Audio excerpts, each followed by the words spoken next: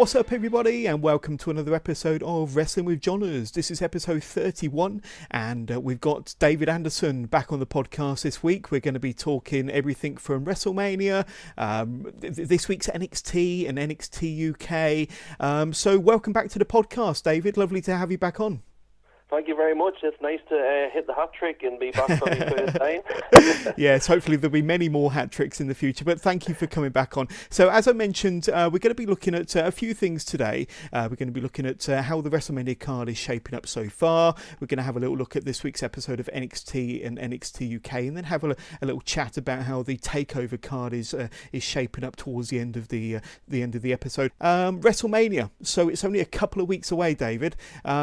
How are you feeling about it at the moment? I mean, I know that there's been some posts online, and I know that I've shared some comments of my own where it's not that inspiring at the moment. There's nothing that's really jumping off the page. But on the surface of things, how is it looking to you so far? I think the larger problem that we've had as the years go on is it seems to just snowball hour-wise, and it gets quite extensive, and it's quite the slog for even the most die-hard of fans. We used to have where you'd be excited to stay up, and now it seems like an ordeal. Unfortunately, if it was more, I mean, there is a few shining lights there. Hopefully we're going to have Kofi and Bryan, and we've got the always the reliable cruiserweights. So unfortunately, they'll probably be relegated a pre-show, despite the fact that the card's rumored to be going to be running 7 or 8 hours or something like that, which is unreal.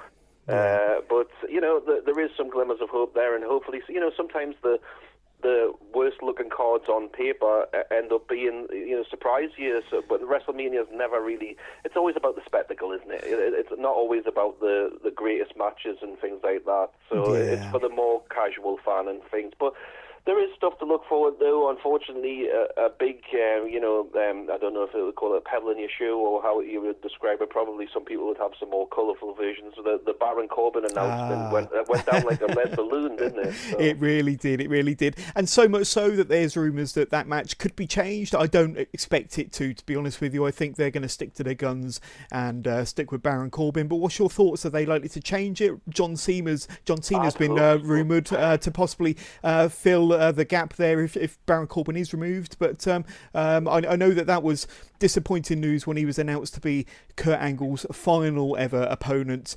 What's your thoughts?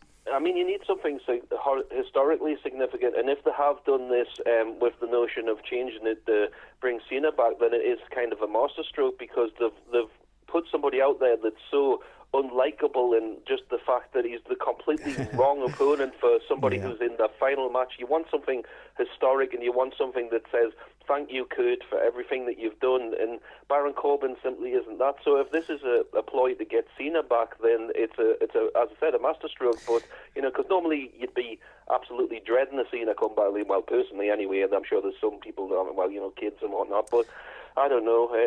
Hopefully it'll get changed. I can't imagine a Baron Corbin match. Angle at one time could carry anybody, much like Shawn Michaels or somebody of his ilk. But unfortunately, Baron Corbin and Angle does not appeal.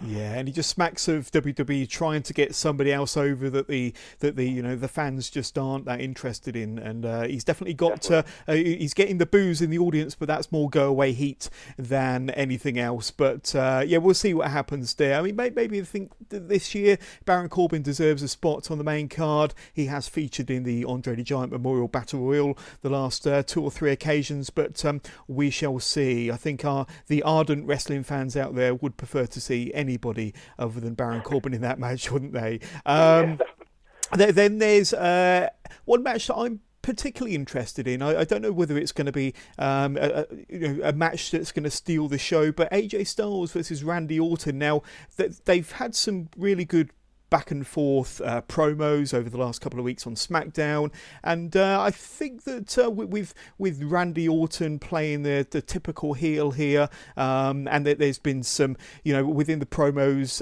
mention of AJ Styles' days on the Indies and working for Impact and TNA, and Dixie Carter coming up in those promos. It's been quite an interesting storyline, a lot of interesting developments within those promos, and I think that's actually turning a lot of people onto this match. What do you think?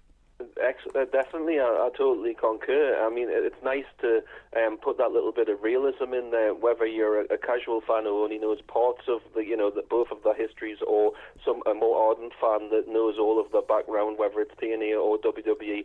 Always adding that realism adds that extra aspect to it, and hopefully it'll be a good match. You can always rely on AJ to put his best foot forward, especially on a big stage like WrestleMania. I'm just wondering how it's going to go, because obviously in the past you've had him against Jericho at WrestleMania. His record at WrestleMania isn't the best, so hopefully AJ will get the upset and Orton will do the right thing, but we'll see. Yeah, we shall see. Buddy Murphy versus Tony Nese. Now, Tony Nese won the tournament that's been playing out on 205 Live the last few weeks to get that number one contender spot against Buddy Murphy at WrestleMania. Now, this is almost a shoe-in to be relegated to the pre-show, but it should be quite a good match. I don't think Tony Nese is everybody's favourite cruiserweight. I think that a lot of people would have preferred to have had maybe a contrast in styles, maybe with a Drew Gulak in there. But nonetheless, should be a good match. Buddy Murphy has been a very good cruiserweight champion, in my opinion, and he could do a good job on the main roster against pretty much anybody. But this match with Tony Nese could be a bit of a sleeper match. Could be a good one to watch. What's your opinion on this one here? I just hope they give it enough time for it to breathe. I actually like Tony Nese. He reminds us very much of Fabian Eichner in the fact that you look at him and you see a muscle guy and you don't realise how well he's going to be able to fly around him. He is a little bit smaller than Fabian, obviously, but it should be a good match. And much like the NXT booking, it's something that's been teased and built towards the sort of friendly rivalry between the two of them. Oh, well, if I won that match, maybe I would be in contention, kind of thing, nudge, wink, and it's built up to this. So it is something I'm definitely looking forward to, and I hope and pray that it isn't relegated. It probably most likely be, but you can guarantee it'll be a good match. Both more than capable workers, and should be a fun match all round. Yeah. So I want your opinion on this one then. So Braun Strowman, I think if you saw Monday Night Raw this week, he's announced himself as one of the entrants into the Andre the Giant Memorial Battle Royal, now this will be the I think second time in 3 years that he's been in the Battle Royal, when he was red hot last year and got teamed up with a 10-year-old to win the tag titles against the Bar, which was a bit of an embarrassing moment for him, I'm sure. The year before, he was in the Battle Royal, as I just mentioned, and got eliminated fairly early on, so he hasn't had a great record in WrestleManias, and he's one of the bigger stars in the WWE on the Raw roster at the moment, and it's just a shame that he's going to be in the Battle Royal once again. He'll probably end up winning it, but yes, not in a featured match this year either for Braun Strowman. Yeah, it's a bit of a strange one. I think we discussed it last time we were together, that seem reluctant to pull the trigger, whether that's to do with him being still slightly green. I mean, he's made massive improvements when you think of where he's come from with the Wyatts and character-wise, and he really looked like he was going to be a top-tier player, but the booking hasn't done him or anybody else much good lately on Raw. This parody booking and switching people from heel to face, and he has cooled off somewhat. And I really think as well, all of these, I mean, we realise he's strong and we realise he can tip things over and stuff like that, but I really found the last time they did the thing with the Corvette or whatever it was, and he tore it to pieces, it was retreading old ground, and you just knew he was going to do it. And maybe it's okay for the casual viewer and kids once again that we talk about, but I think you need some consistency. I feel that with a lot of the top flight players, the people who need to take the next step, like Drew McIntyre and people like that, I'm sure we'll get to that match as well, but there needs to be less parity booking, less 50-50, he wins this week, I win next week. Somebody needs to get a strong push and be head and shoulders above the rest. We need these new main eventers. We really do. So you've just touched on Drew McIntyre there. Although it's not been formally announced yet, I think we're expecting him to go one-on-one with Roman Reigns. Would that be correct in your opinion as well, David? I believe so. Yeah, the way it's shaping up on Raw, certainly. Now, that actually looks like quite a tasty match, and it's good to see Drew McIntyre although he's been in the business for quite a while, it's good to see him getting a featured match, or what would seemingly be a featured match on WrestleMania against Roman Reigns. And we all know that Roman is a very capable wrestler. It will be a change this year round not to see Roman in the main event, as he has been for the last 3 or 4 years. But I think that could be another standout match. Drew McIntyre versus Roman Reigns. That would be one match, if it's confirmed, that I'd certainly be looking forward to. What about yourself? Certainly, yes. As you said, Drew has a lot of experience, but he's still relatively young, and somebody that needs to be injected in that main event, makes much like Strowman if they ever fully pull the trigger on him. But it should be a good match. Who knows who wins? Because obviously right now we've got in the rebuilding stage of Roman just coming back, but also Drew's had sort of hit and miss. 1 minute he's going through tables via the Shield, and then the next minute he's destroying the Shield. And I would really personally, from the grizzled older fan, I'd like to see Drew go over, because I think he needs it more than Roman does right now. A little bit of an upset at Mania or something like that, and a big stage for him. So hopefully that'll happen. Yeah, and maybe a better role for Baron Corbin instead of being up against Kurt Angle could be him kind of being ringside for the Drew versus Roman match, and could potentially interfere in the match, which could get Drew his victory. Maybe that's just a bit of fantasy booking on my part, but maybe that could be a more desirable role for Baron Corbin in a lot of people's eyes, as opposed to being up against Kurt Angle. But we've spoken about that as treading over old ground. Now we'll see what happens. Let's have a look at another match. I think I know your opinion on the Shane McMahon versus The Miz match, so we won't touch on that one. Let's have a look at another match. How about Samoa Joe versus Rey Mysterio? So it was confirmed on this past Tuesday's SmackDown Live that Rey Mysterio will be the challenger to Samoa Joe's United States Championship. On the surface of it looks like a pretty tasty match. Should be one of the better matches on the night. Me personally, I'd like to see maybe the addition of an Andrade in there, just to add that extra dynamic. But nonetheless, if it does stay 1-on-1 between Rey and Joe, it should be a good match. What's your thoughts on this one? It'll definitely be. There'll be decent quality. It shows you the massive amount of talent that WWE has. The two, extremely capable wrestlers. I don't care what anybody says about, Ray pushing up there in age and injuries and everything else. Since he's come back, he's been incredible. He's really turned back the clock, as again I think we've discussed before. And it should be a really good match. It would be nice to see an Andrade. The only little kind of foible I'd have with that is the fact that the obsession on WrestleMania with triple threats, and the way WWE goes about them as well. I prefer the elimination style to triple threat. Otherwise, you've just got somebody breaking up the Pano powder in the outside all the time, So, but it will be a good match, exciting match. Again, hopefully they'll have the time to put something together that's nice for everybody to watch, and definitely one of the more enjoyable matches given the opportunity. So, speaking of enjoyable matches, what's your thoughts on Brock Lesnar versus Seth Rollins? Now, this has had an okay build on Raw. We haven't seen an awful lot of Brock Lesnar. He makes his odd cameo appearances here and there. Paul Heyman has been filling in when Brock Lesnar's not been there, and Seth Rollins has been pulling his weight as he tends to, both in the ring and on the mic. But this one's not really setting the world alight at the moment, in my opinion. I'm sure it'll be a good match, because when Brock's heart is in in a match, then he really does produce one of the better matches usually. When his heart is not in the match, then you tend to see the opposite. But I think that Seth Rollins is the type of opponent that can get the best out of Brock Lesnar. Brock had a fantastic match. What was the last pay-per-view that Brock was in? I think it was Royal Rumble with Balor, was it? Correct, yes. No, and so, I mean, I think that Brock tends to perform very well against the more capable individual. We've seen Brock perform very well against AJ Styles and Finn Balor, and I think this one could be very similar. So, this could be one of the standout matches on the card, depending on its card placement. What do you think would be the crowd reaction if this match went on last, David?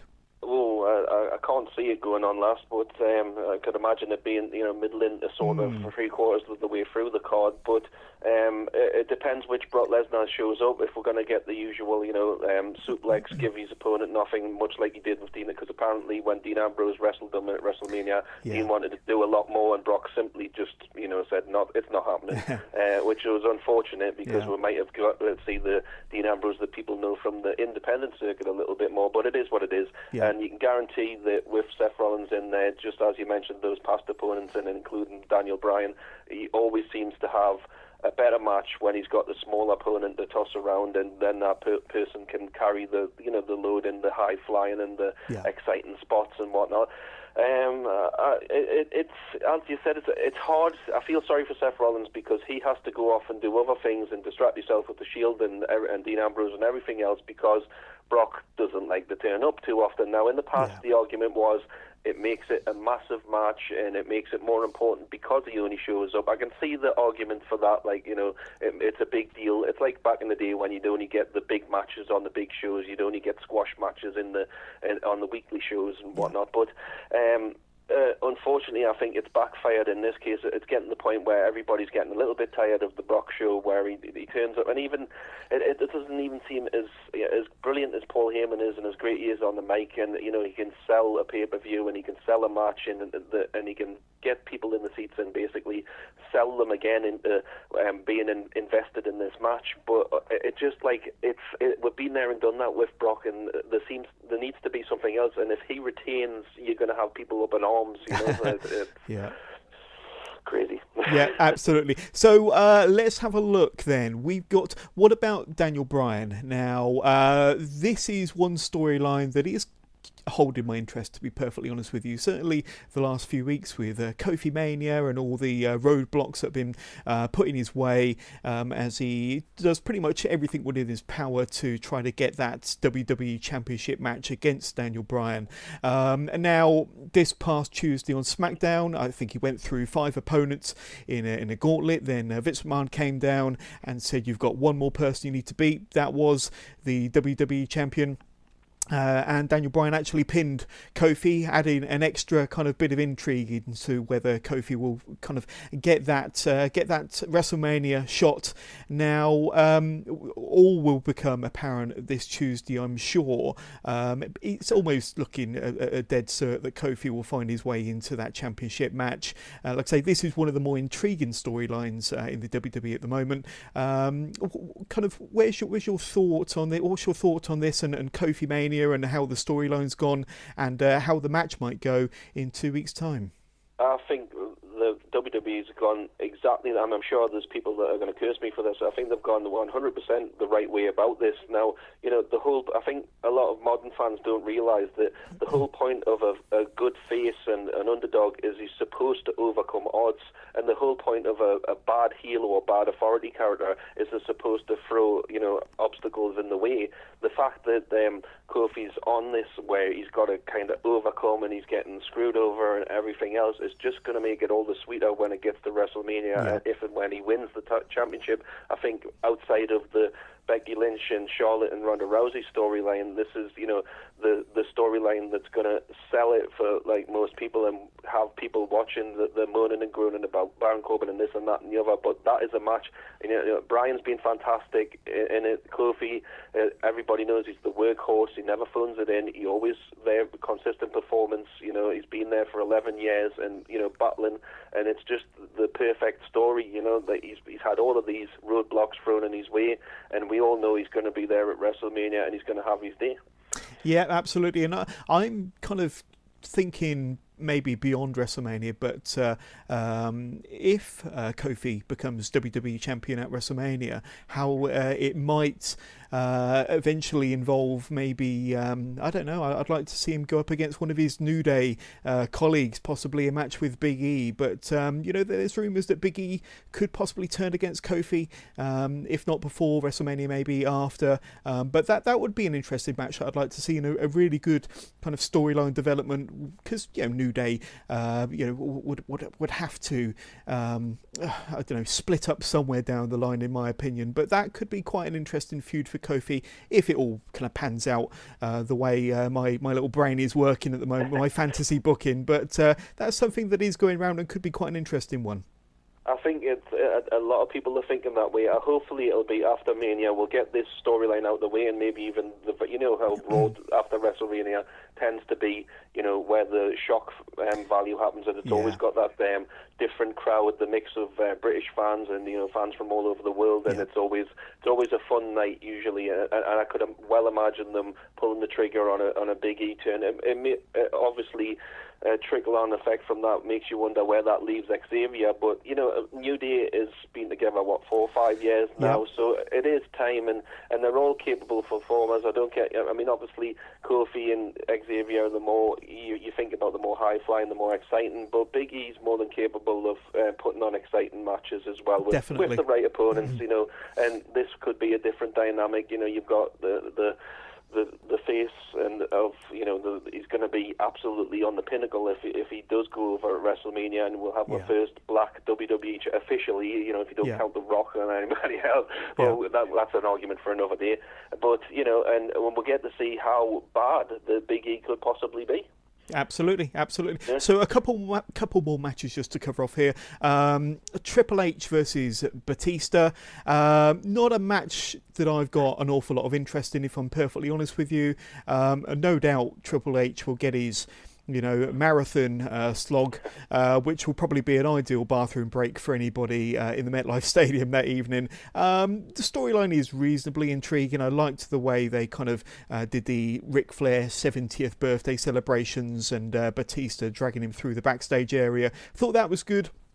The storyline's been okay. I'm not expecting this to be, a Dave Meltzer 5-star classic by any stretch of the imagination. But it would be if it was in Japan. Oh, absolutely, if it was in Japan. But I don't know. This one could be a bit of a slog, to be honest with you. What's your thoughts?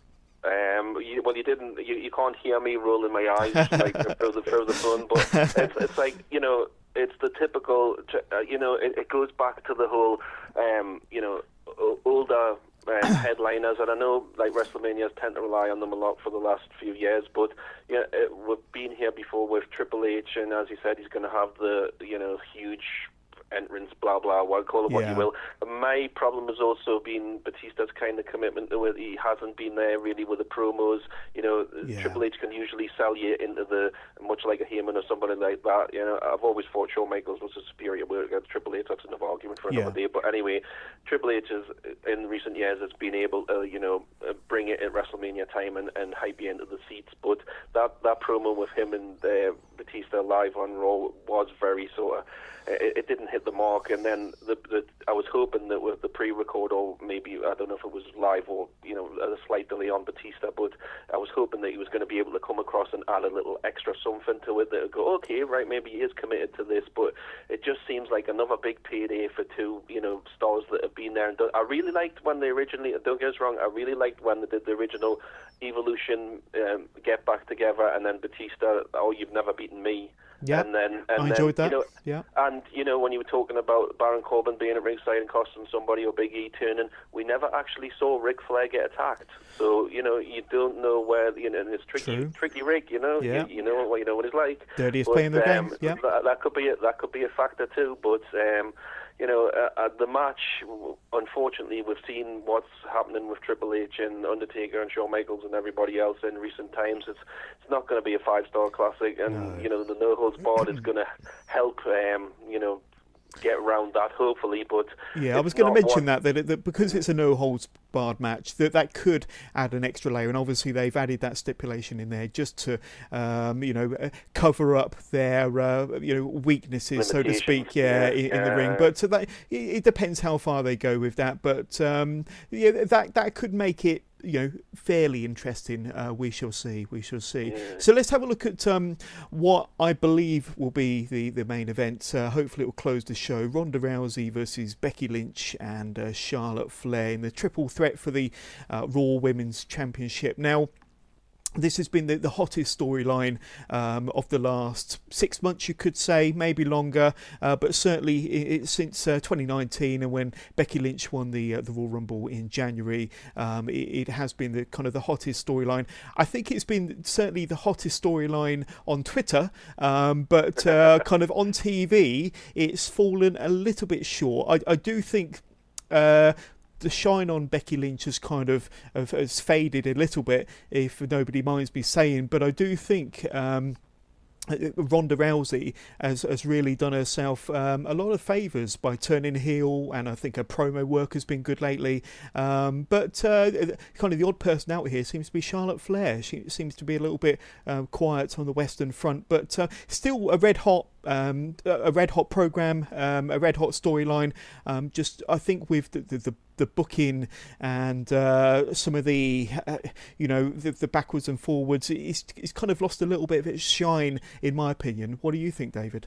Certainly, yes. The slightly confusing bit with Becky, limping out on crutches, then throwing them away, then being back on them, and then sitting there on SmackDown totally fine, and and it's like everybody's had a go at being heel, and I think Becky needed to be a bit more anti-authority than just coming out through a crowd and having a go at somebody. I do agree that the Ronda Rousey turn has helped add a different factor to her, and her matches are improving all the time. It's just she needs to get there with a promo that fans can get.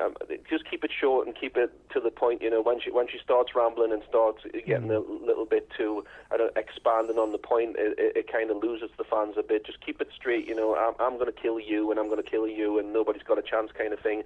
That's all we need. You don't need to expand upon that. Sometimes less is more. But definitely this is one of the marquee matches. This is one, and I think if Becky doesn't go over, then there's going to be a lot of unhappy fans. Well, I think we could really get an indicator on that based on its placement on the card. If they have the match possibly in the middle of the card or towards the top end, and then you might know that you're not necessarily going to get the happy ending. If it goes on last, then you're probably going to get the happy ending that everybody's after, which is a Becky Lynch win. But like I say, there are a few intriguing matches there.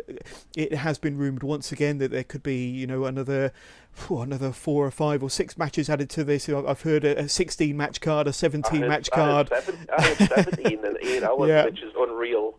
Yeah, absolutely, and you've got I think a 4-way match on SmackDown Live this coming Tuesday to see who will face Asuka for the SmackDown Women's Championship at WrestleMania.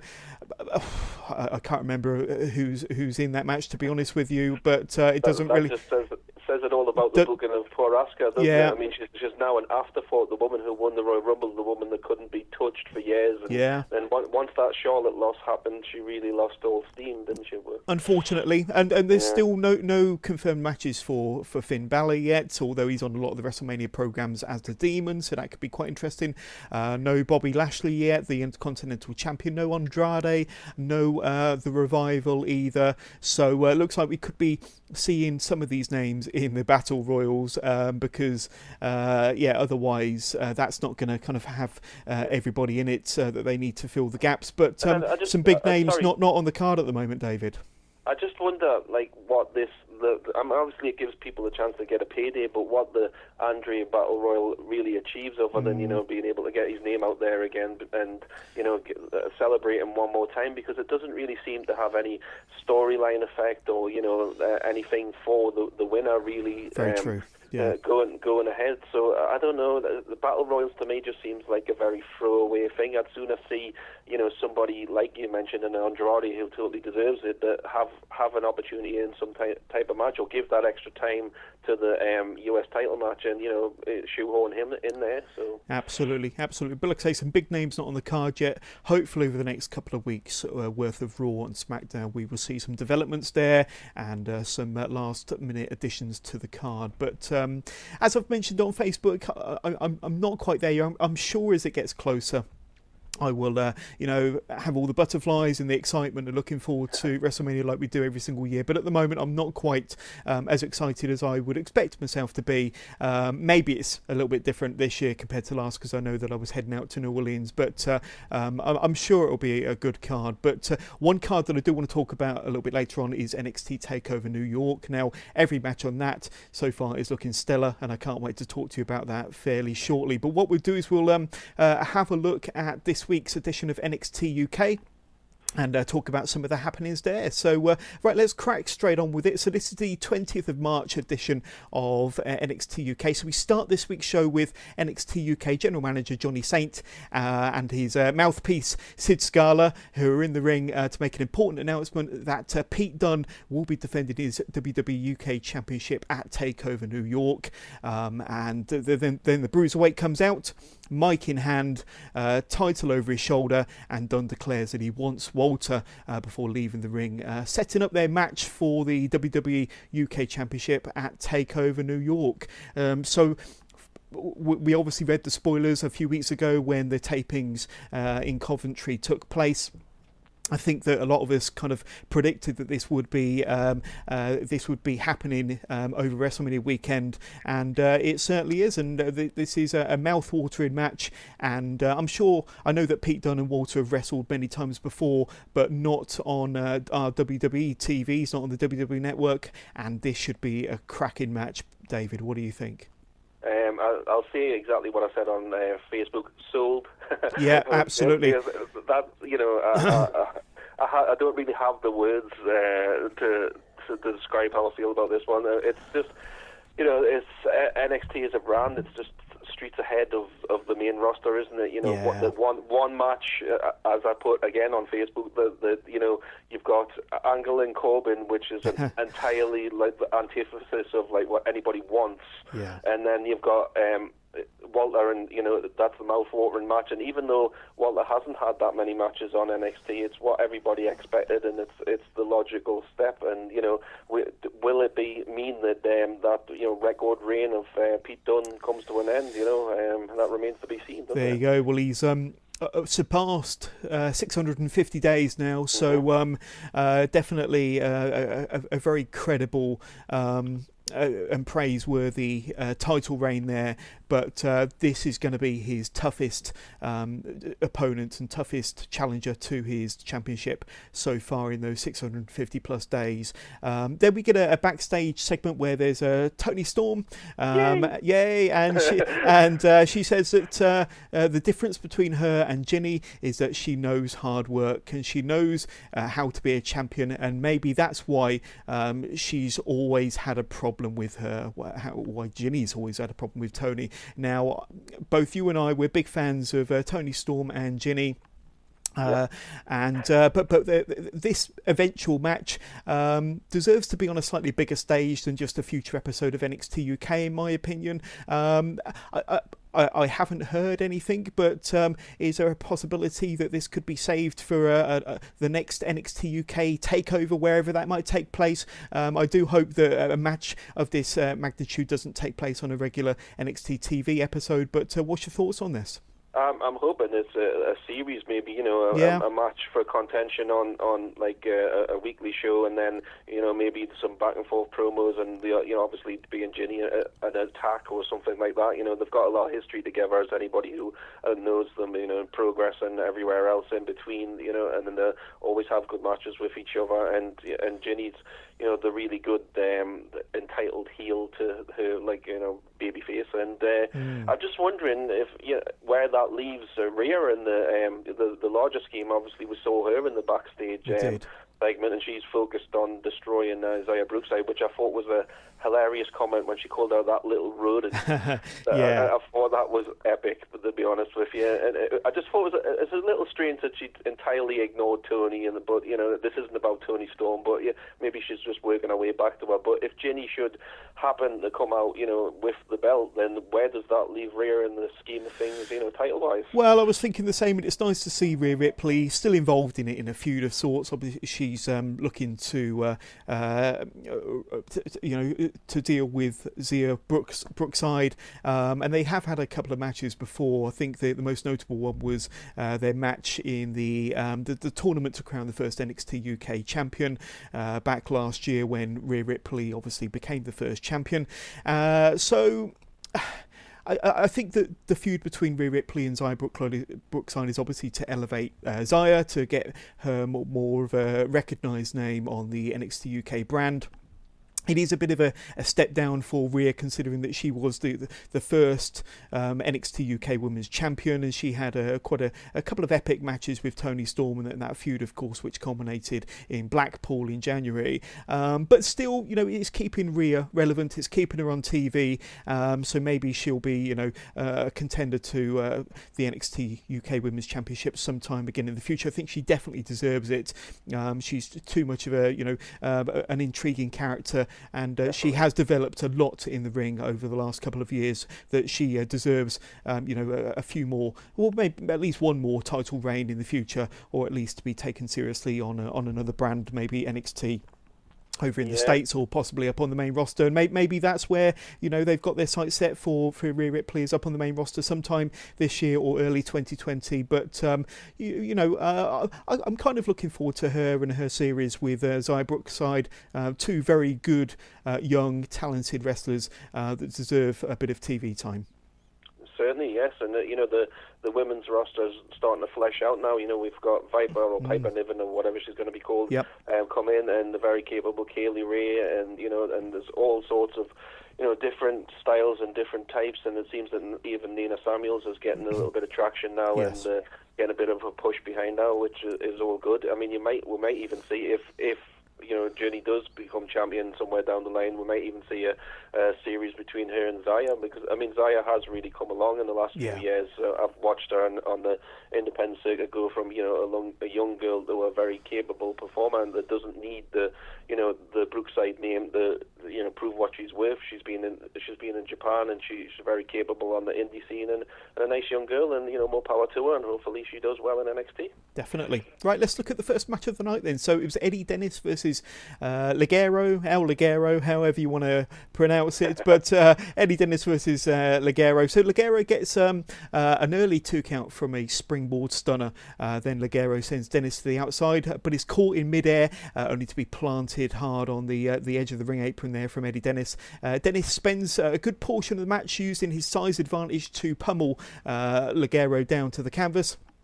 Ligero rolls through on a 7-bridge buckle bomb to catch Dennis with a slingshot Hurricane Rana on the outside, followed by a springboard splash for a 2 count. And after a bit of back and forth, Ligero gets another close near fall from what appeared to be a Canadian destroyer. Eddie Dennis gets Ligero up for the delayed vertical suplex off of the middle turnbuckle there, so a delayed standing vertical superplex. But the match ends after 9 minutes after Eddie Dennis hits his 7-bridge buckle bomb and finishes Ligero off with his next stop driver for the pinfall victory. Like I say, after 9 minutes, so quite a decent match. I thought both guys got their offense in. A good way to start NXT UK this week. Yeah, a good TV match. I'm a big fan of Eddie Dennis, and Ligero's always consistent in the ring wherever he is, whether it's on TV or in a indie match on the circuit.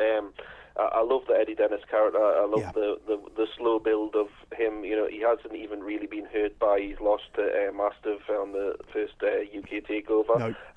A brilliant character for the future, and one that I'd love to see elevated more towards the title scene. Whether that's against whoever. Well, I'm not going to say who, but a good match. And I was actually surprised that you said that wasn't a 9-minute match, because it did seem to go over quite quickly. That suplex spot off the corner was excellent. Yes. It was nice little block of the C4L, or the leaping DDT if you prefer, off the ropes, the springboard. A good match. I'm not really sold on Eddie's finish the next stop driver. I like his crucifix, like the 7-bridge into the corner, but I don't know, it lacks that oomph of a finisher for me. It's kind of like a lift in reverse DDT kind of thing. But I don't know. He puts the package together well as this sort of smarmy, creepy heel. So I hope to see him do good things, and Ligero as well. So they're both good performers. performance. Yeah, and both you and I saw Eddie Dennis at the Progress show in Birmingham a couple of Sundays ago, and he fought and managed to overcome DJZ, and I thought that was one of the better matches of the night. But DJZ has apparently just signed with NXT, with the WWE, so that was the first time I'd seen DJZ kind of much at all, if I'm honest with you. I've heard of the name, and I know that he'd been on the independent circuits for a while, and TNA Impact. Yeah. But he really impressed me that night, so I think he could be a good addition to the main NXT roster. What's your thoughts on DJZ? I enjoyed him, but unfortunately I was distracted by Eddie again, because he was just hamming it up a treat and healing it up a treat. The spot where he's kicking DJZ in the corner, and then he's like, okay, ref, I'll stop, and then he kicks him and he goes, I lied, and he's Welsh, and it was just fantastic. I'm totally sold on Eddie as a bad guy. I mean, and the Progress crowd, he's kind of a tweener more. They love to hate him, and they love to go along with his antics. But a competent performance from DJZ, and again an enjoyable match for what it was. It won't be remembered, fondly in the annals of history. But and hopefully DJZ will do well on the NXT roster. I can't see that he's a light bright thing making it the TV. No, me neither. With Mustafa Ali, we're all going a bit Mortal Kombat here, but absolutely. I can't imagine DJZ's air horn kind of gimmick appearing on NXT either, but it was quite amusing, certainly for the live crowd in Birmingham. But back to the show anyway. So we see a bit of a training montage with Amir Jordan and Kenny Williams as they set their eyes on a future NXT UK Tag Team Championship match. Well, absolutely, they've won 2 matches. I don't know how well they will fare against the grizzled young veterans, but maybe that's a match that we'll have to look forward to over the coming weeks. And then the next match on this week's NXT UK was Sam Stoker and Lewis Howley versus The Hunt, comprised of the Wild Boar, Mike Hitchman, and Primate. So I know that you're relatively familiar with Primate, having seen him wrestle quite a few times on the independent circuit, but they're now an official tag team now. They've got a name and everything. But the Primate and Hitchman were just too aggressive for the combo of Stoker and Howley. The match only goes 2 minutes after their double team kind of pop up belly to back suplex combo from the Hunt, and it's nice to see the Wild Boar and the Primate get an easy win here, and a good reaction from the fans in attendance as well. They seem to be quite popular with the fans in Coventry. What's your thoughts on this combo and this very quick match? Yeah, well, I didn't used to be that sold on Primate or Wild Boar at one time, but they are making fans of it. It was a good hard-hitting match and some nice double team work from the Hunt, and it was nice the fact that they called the Hunt and not Team something like WWE seems to be obsessed with calling, and it's got potential. Obviously they're not going to really get a shot at the NXT Gold, I'd imagine, while the grizzled young veterans have got the belts. But who knows? The way NXT books things, you never know. We might get a heel. I mean, I don't know if Primate and Wild Boar are heel. They're certainly aggressive. I don't know if they're heels, but to be honest with you, I actually quite like Sam Stoker and Lewis Howley. I think good.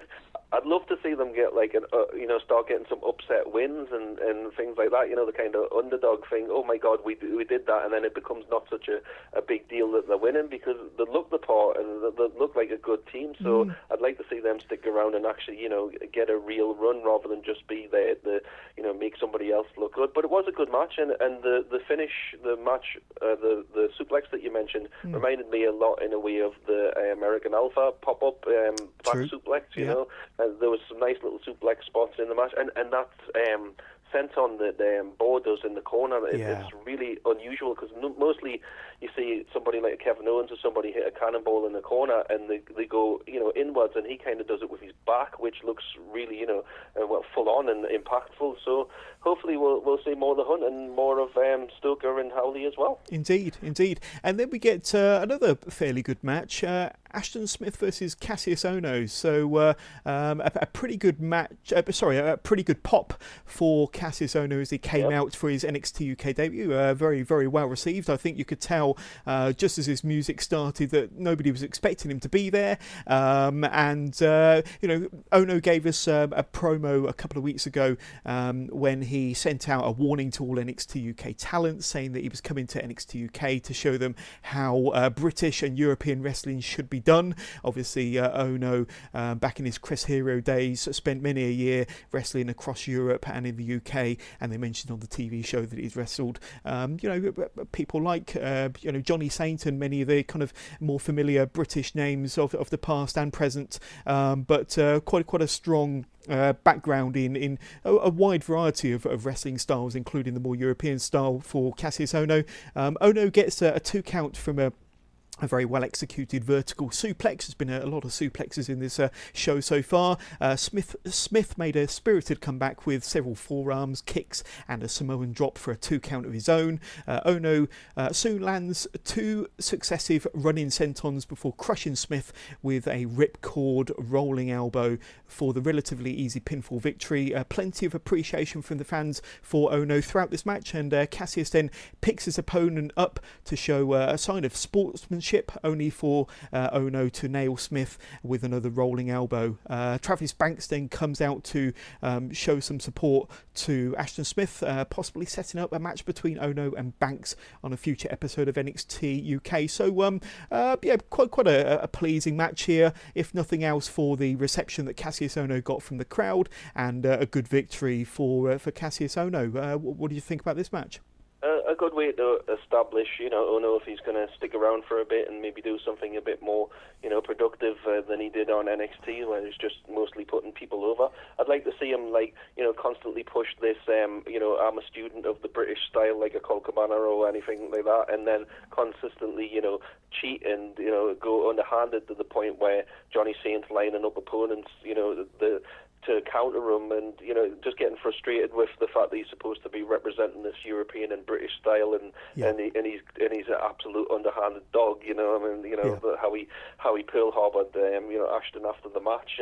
Hopefully the match with an upcoming match with Travis will be good. I can picture him countering Travis's aerials with some stiff elbows and kicks and things like that. I mean, his work looks laid in. It always looks very believable, the elbows and the strikes. He's really got it there, and it's a shame he doesn't have more opportunities. So hopefully this will be a good thing all round. It could be, and it gives him a different roster to go up against, and a different range of opponents.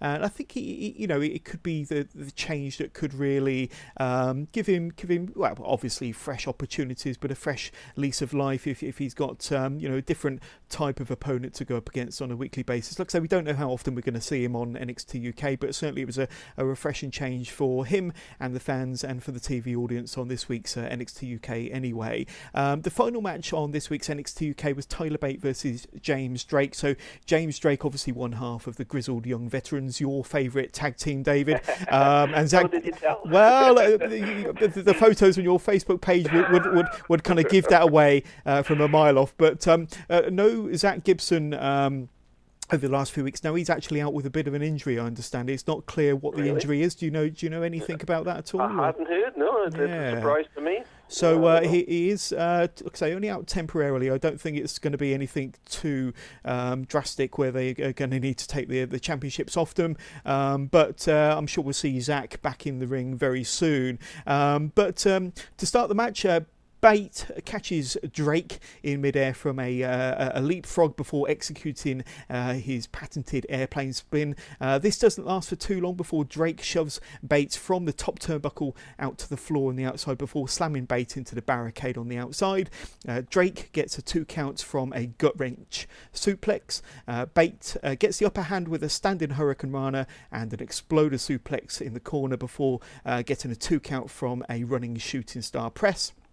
The fans are really getting into this match. However, Drake does get the 2 count from a jackknife facebuster. I don't know whether you saw that move where he kind of face plants him. Like the face first power bomb. That's right. And Drake lands on his feet from an attempted 450 splash, but Bate nails Drake with an exploder suplex in the corner before finishing the match with a top rope corkscrew senton for the 1-2-3, and another fun match with plenty of fun interaction from the fans. Not the best match of the night in my opinion, but a good match between these two. What are your thoughts for this kind of main event match? Yeah, I really enjoyed it. That was my favourite match and simply because it got to illustrate what a good and competent worker that James Drake is in a singles match. I mean, a lot of us already knew that if you'd seen him at Progress. I'd mentioned Fabian Eichner and him did a bit of a show stealer a while ago on a Progress, and he was able to command a lot of the match. He was able to hit some nice backbreakers and suplexes and more than hold his own against Tyler, which I found pleasantly surprising because often the British strong style, they're the stars of the show, and while the give and take, and it was nice to see, James getting that spotlight, and anybody who was a little unfamiliar with him, he tends to, be in the background, the more, confident and vibrant and better on the mic. Liverpool's number one, Mr. Gibson. Zach Gibson. Yeah. But here he was showing that he's more than capable of holding his own in a singles match, and I really enjoyed the dynamic of him being able to command a lot of the match and make Tyler look in trouble a lot of the time. You wondered who was going to win. So. Yeah, and maybe it'd have been a pleasant surprise for everybody if James Drake had walked away with the victory, but it wasn't to be on this occasion. But no doubt it will set up a match in the future where we see Moustache Mountain and the grizzled young veterans possibly going at it for the tag team titles once again. That would be a good rematch that we haven't seen from TakeOver Blackpool yet, but I'd certainly like to see that rematch as soon as Zach Gibson is ready and able. But to close the show, we see Walter come out of Johnny Saint's office, having accepted Pete Dunne's challenge to face him for the WWE UK Championship at NXT TakeOver New York. So there you have it. It is official. And I know that we've spoken about this match for the last few weeks on the podcast, but it is official. We've spoken about how excited we are for this championship match that will take place in New York 2 weeks today, as a matter of fact. Pete Dunne has been WWE UK champion for well over 650 days, but we'll talk more about the TakeOver card very shortly. But it is official, and Walter has obviously signed on the dotted line there. So let's have a look at NXT from Full Sail from this past Wednesday, and the show opens with Triple H coming out carrying the championship, carrying Goldie to announce an update to the championship situation and what that will look like heading into TakeOver New York. So Triple H says that NXT is something special because it is here in NXT and in this ring that dreams can become possibilities. Triple H says that the reality of all of this is that dreams can end in this same ring.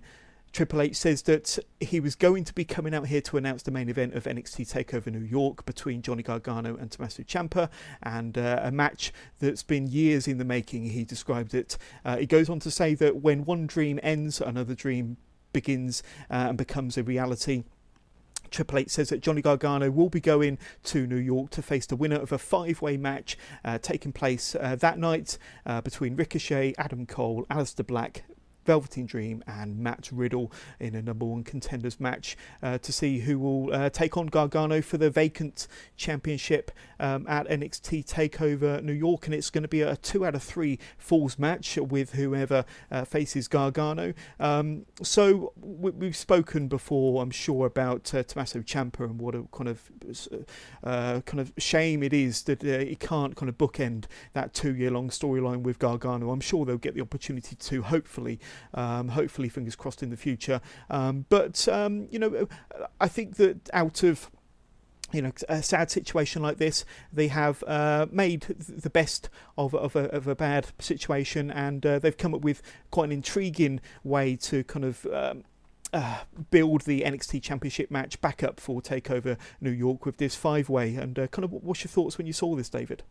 Oh, well, obviously obviously, firstly, how disappointed I was for Ciampa. You can see whether he's your favourite or not. He's arguably the greatest NXT champion we've had, and storyline-wise, he calls himself the greatest sports entertainer, and it's hard to argue the fact that you look at this storyline with him and Gargano from the last year or two, and it's been so episodic, and the matches have been so well done, where they've flipped the script on a lot of things that they've done in prior matches, and it's just they've been able to keep it fresh. I mean, a lot of people have said that it was winding down a bit, and hopefully, maybe this was what we needed to just get him off TV for a little while and give Gargano a different direction and whatnot. It is sad, and unfortunately, it's because of the amount of effort that they put into these matches on a weekly basis that inevitably you're going to get injuries, and it's always terrible when a title reign ends, out of the ring rather than in it. But I'm sure Ciampa will come back better than ever. Hopefully, he won't just get slingshotted onto the main roster with nothing to do like they did with a whole bunch of the NXT stars recently. I'd like to see him stick around in NXT a little bit longer before he makes the inevitable jump. But it's one man's loss is another person's opportunity, and it certainly, as we'll talk about, going to be great for somebody. Absolutely. So I mean, one thing I will say about Tommaso Ciampa, maybe it's just my opinion, I think it's possibly a lot of other people's opinion, but possibly he will go down this reign of his as possibly the best NXT championship reign of all time, maybe. I know that we've had some really excellent wrestlers that have held the NXT Championship belt, going back as far as Seth Rollins, Finn Balor, Samoa Joe, Nakamura, you name them, even down to the Bo Dallases and the Big E's of this world, but and the Adrian Nevilles as well. Some excellent wrestlers, but I think Tommaso Ciampa, he had so many kind of excellent main event matches, whether it be against Johnny Gargano or Aleister Black, and not only were they excellent matches, but the storyline and the kind of the character and his gimmick that he's kind of brought to the front over the last year or two. I think when you kind of tie it all into one package, I think it's probably the best NXT Championship reign, in my opinion, of all time. Definitely, I wouldn't dispute that. And I mean, even going back when you're talking about matches, he even managed to look fragile and like he might even drop his title to Otis Dozovic. I mean, Otis Dozovic had the best match he's had in NXT and probably WWE career that I've seen, and it was, Ciampa. It just speaks to Ciampa's ability and his character and all round that he can make somebody who wasn't even in the picture, and he made NXT about that belt. You had when you had, and as great as everybody else that you mentioned there, whether it was Joe or Nakamura, Balor, and Neville, they were about the matches. He made the whole show about the NXT title, and he made that title more important. Yeah, that belt was never never as relevant as when Tommaso Ciampa was holding it, he kind of gave that belt its own little character, its own little lease of life, and I think that people cared more about that belt with its kind of Goldie nickname than a lot of the wrestlers on the roster, to be honest with you. But I'm sure he'll be back, and I'm sure he'll be as good as ever. And whether it be on the main roster or NXT, I'm sure he'll be successful somewhere down the line. But what I really liked about this, just to kind of cap off this little segment, was the little touch where Triple H put Goldie up on the announcer's desk as he walked off, and I thought that was a nice little touch there, and just something you don't see every day, just something like that, a little bit different to the norm. But then we get reactions from various wrestlers, Kona Reeves and the Forgotten Sons, and the Forgotten Sons, of course, they still have a final match, or a match in the final of the Dusty Rhodes Tag Team Classic, which will take place next week against Ricochet and Aleister Black. Let's have a look here. So then we get video clips leading up to this epic match from all the superstars that will be taking part in this 5-way number one contenders match. Ricochet says that he's not just here to be a highlight reel, he's here to win. Aleister Black said that that he will be the last man standing, that everybody will fade to black. The Velveteen Dream says that the spotlight is only big enough for one man, and when the Dream wins, you can call him the first ever dual champion in NXT. Matt Riddle says that he's stoked, and he says that he's worked his ace off he's worked his ace off, and at NXT TakeOver New York, he will be crowned the new NXT champion, bro. And then Adam Cole, the last one of the 5 to speak, says that tonight will be he'll be fighting 4 of NXT's best. He said that 2 years ago he debuted at NXT at the Barclays Center, where he beat down Drew McIntyre and held the NXT Championship high above his head. He said that he will be the next NXT champion in New York, and that's undisputed. We then see a backstage confrontation where Bianca Belair approaches Io Shirai and Kairi Sane, who'll be going up against the dominant Shayna Baszler at TakeOver New York, where all 4 of them will be competing for the NXT Women's Championship. So what's your kind of thoughts on some of that? What's your thoughts on the 4-way for the Women's Championship, first of all, David? It's just, again, speaks to the superlative builds of championship matches, whether it's the women's and the character depth that everybody has. Everybody's got a reason to be there. It's a simple direction that we go back to the cornet, saying of good guy, bad guy, reason to fight. But it's not always good guy, bad guy. It's just somebody with the character and somebody that's in the position. They've all got an argument, whether it's being the former champion or having a winning streak, or just being the next blue chipper who's coming up like a Bianca Belair. And it does leave a question. Sometimes you can go into a match and say the champion's going to retain. Yeah, this person's got no chance. But with NXT, you've got that level of talent that anybody's capable of holding the belt, and anybody's capable of being a great champion, whether it's the women, the men, the tag teams. It's all built properly. It all gets time to breathe. Definitely. So then there's only one match on this week's episode of NXT, and that is the 5-way between Adam Cole, Ricochet, Velveteen Dream, Matt Riddle and Aleister Black, of course.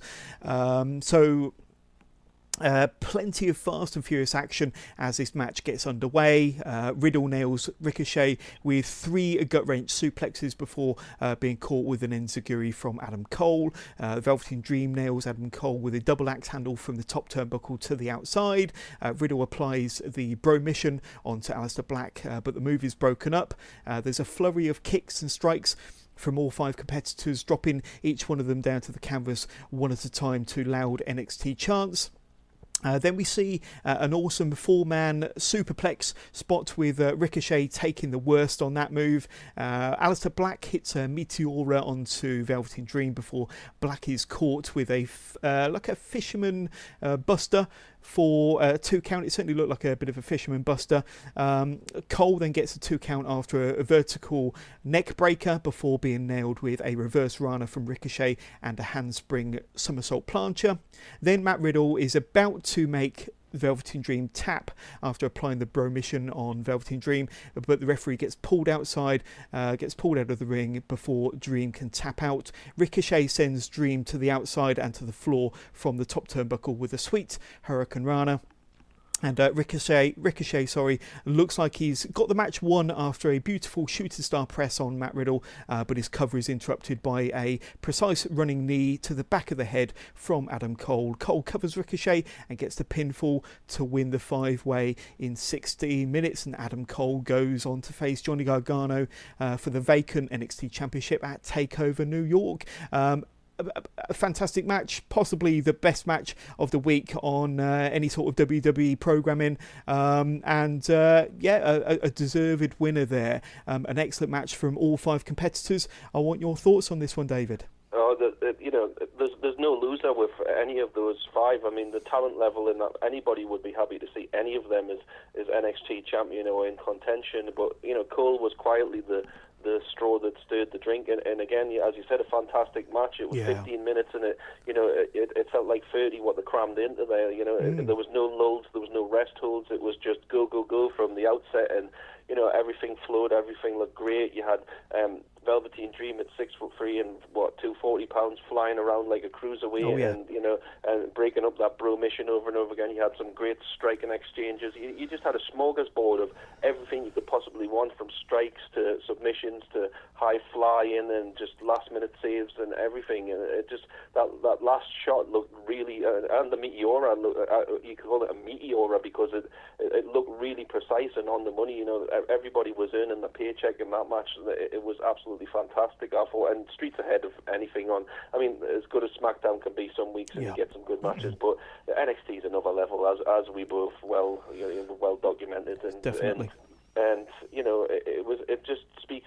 Every single week you're getting pay-per-view quality matches. I don't care what anybody says. It's excellent. We're more than spoiled with NXT.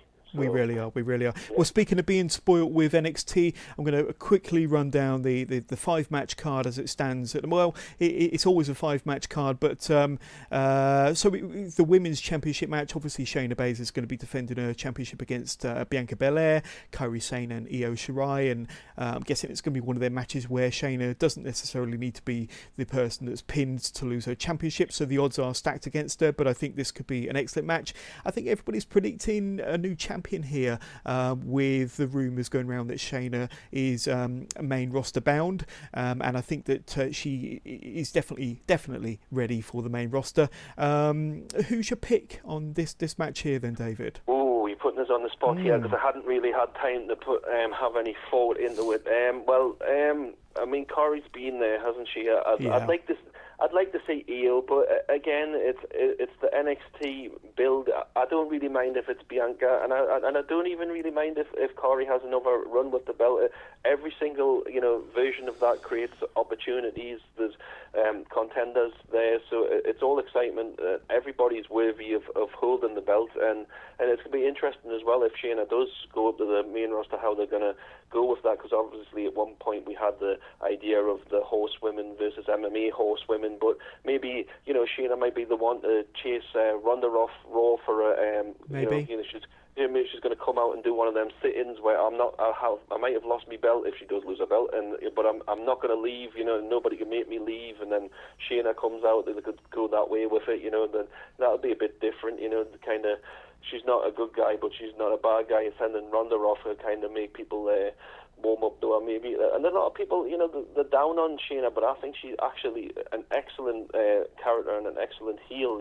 She might not be flashy and she doesn't flip and moonsault and everything else, but she gets the job done, and her stuff looks, again, we've talked about, Ono, and her stuff it's right in there. It looks like it hurts. So hopefully, I'm going to go with Io, and feeling that probably Bianca, so I'm hedging me bets there. No, that's an interesting one. Well, I would probably favour Io in this match as well, because she is the newer of the kind of the 4 wrestlers that's going to be in the ring, and I do think that she has the most to prove, really, because we've not seen an awful lot from her, but I wouldn't be surprised if she walks away with it. Then again, I wouldn't be surprised if Bianca Belair walks away with it, because I think that to keep it on kind of like that, I would still class Bianca Belair as a heel, and to keep it on that kind of heel character, I think works quite well, but we shall see.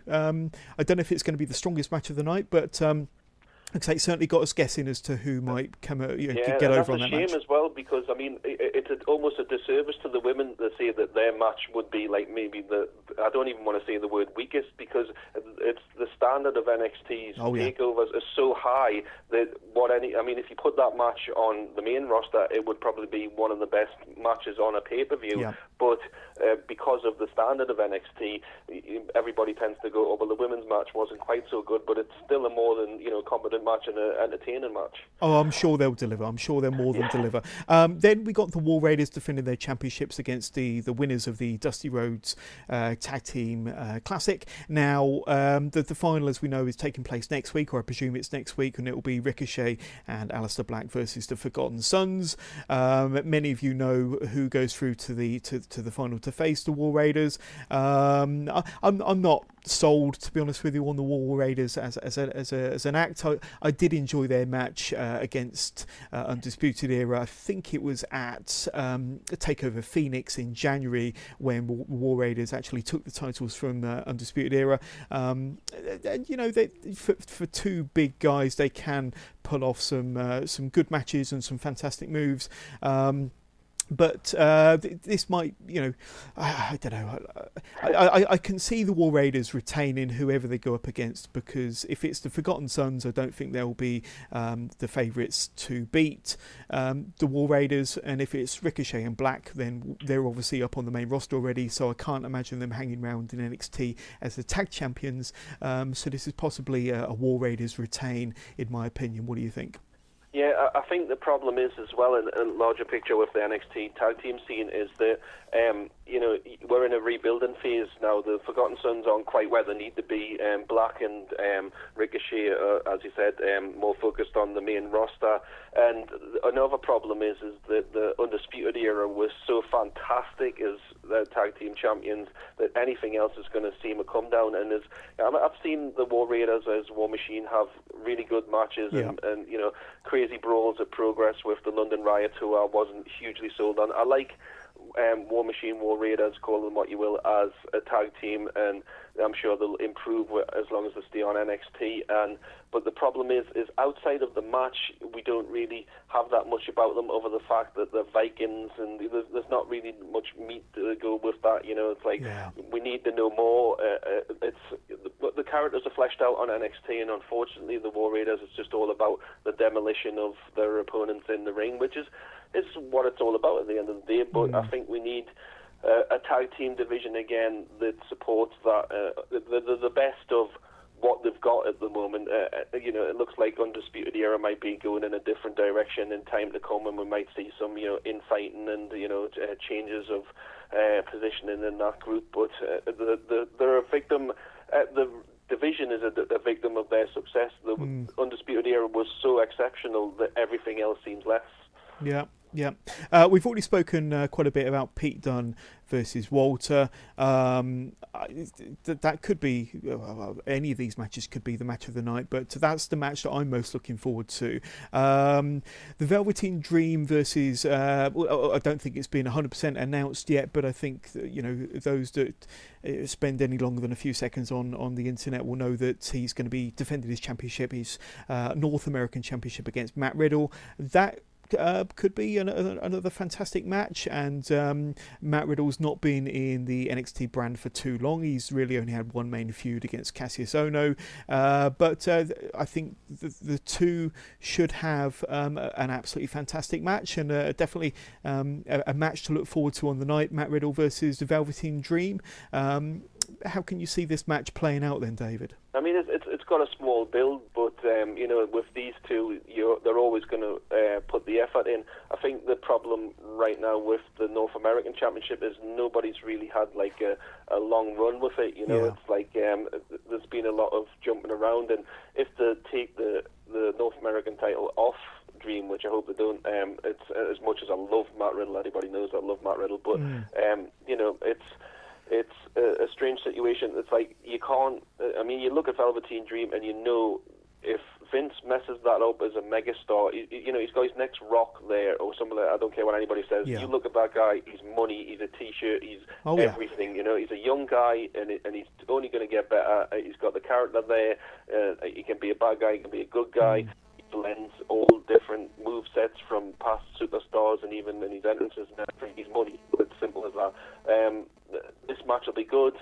Hopefully they'll keep the belt on Dream. We need some consistent, and it's nice to see that the top stars that have been NXT champions or going to be NXT champions are going after this North. It's adding prestige like they used to do with the Intercontinental title back in the day when you had the Bret Harts and you Mr. Perfect, and Shawn Michaels and all that. So hopefully that's what will happen with the North American title. So for the shortfall, we're going to have a good match, not a lot of build. It's going to be interesting to see who the crowd's behind. I've got a feeling it's going to be about 60-40 for Dream at least. You know, you can't hate that guy, but he is the future. Yeah, two great characters, two great gimmicks, and two great workers. I can't wait for that one. And finally, we have spoken a bit about it already, but the what's going to be the main event at Takeover New York: Johnny Gargano and Adam Cole for the vacant NXT Championship match. It could be 50-50 really on this one. I think everybody would have expected Johnny Gargano to have gone over and won the championship had he been going up against Tommaso Ciampa. Are they going to go with the same kind of outcome? But I think they could throw a little bit of a curveball here, and they could actually throw the championship Adam Cole's way. That's just my opinion. That's certainly the outcome that I would probably prefer on the night, if I'm honest. With this kind of main event match, where's your kind of head and where's your heart at the moment, David? Well, I've seen a little scuttlebutt and a little bit of a spoiler for a future show, but WWE likes to throw these things out and swerve the fans that of Adam Cole defending the title, champion versus champion against Velveteen Dream, which might speak to where he is, but it could be a complete, as I said, curveball by WWE. They've done it before, but again, we talked about talent, and whichever way they go, we win. It's very true. And if you look at the roster of superstars that were in that fatal five-way match, the majority of them are faces, so you could have any of them against Adam Cole and you're going to have a fantastic match. But equally, if Gargano's got that belt, whether he's a tweener, bad guy, good guy, you're going to get a fantastic match, so we can't lose. I'd like to see Adam Cole, to be honest, because he's had that long, slow build of he wins some, he loses some. He's been North American champion, the Undisputed Era has been on top, and then they've been down, and it's a good storyline build over the last couple of years that he's had, and hopefully he'll get his just due finally. Yeah, very true. Well, that pretty much covers kind of everything NXT related. I think we covered everything and more there, David. So I just want to kind of thank you for coming on the show again, and hopefully we'll get to talk again, and maybe we'll do a special episode for a certain show called, I don't know, what's it called? WrestleMania or something? So we'll is that one after the big show? Yes. So maybe we'll get together and discuss that in a couple of weeks' time. But thanks again for coming on board, and yes, we'll catch up soon, David. Look forward to it. Take care. Thank you. So there you go. That was David Anderson and myself having a full recap of this week's NXT UK, as well as having a little look ahead to the WrestleMania card, and of course see how the Takeover New York card is shaping up just 2 weeks out from that big show. So that draws a close to episode 31. Don't forget to listen to episode 32, which will be dropping very soon. And that will feature an exclusive interview with Gary Ward, who is the owner and promoter of WrestleGate Pro in Nottingham. So a really fascinating insight into the life of a UK wrestling promoter. And it's a fairly new promotion, but definitely making some waves on the British indie scene. It's got a very unique look and feel about it, and it's getting the attention of the wrestling world, you could say. But you'll hear all about it in my interview with Gary Ward very soon. So once again, if you want to get in touch with the show, you can do. Simply email wrestlingwithjohners@gmail.com. You can find us on Twitter. You can find us at withjohners_pod. You can find us on Instagram. Very simply, instagram.com/wrestlingwithjohners. We do have a YouTube page where you can find this podcast, of course, and all the previous podcasts. Go onto YouTube and simply find Wrestling with Johners. That's JOHNERS. You will also find us on Facebook. So we do have a very interactive Facebook there with daily updates, news, and the usual kind of conversation that happens on our Wrestling with Johners Facebook group.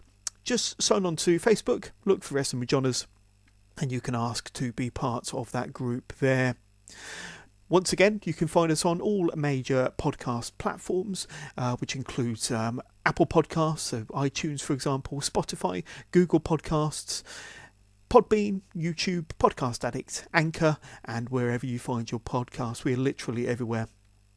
So I hope that you've enjoyed this episode. If you did, don't forget to hit like and subscribe and shout about this podcast. Tell your friends, tell your family, and let's start spreading the word about Wrestling with Johners.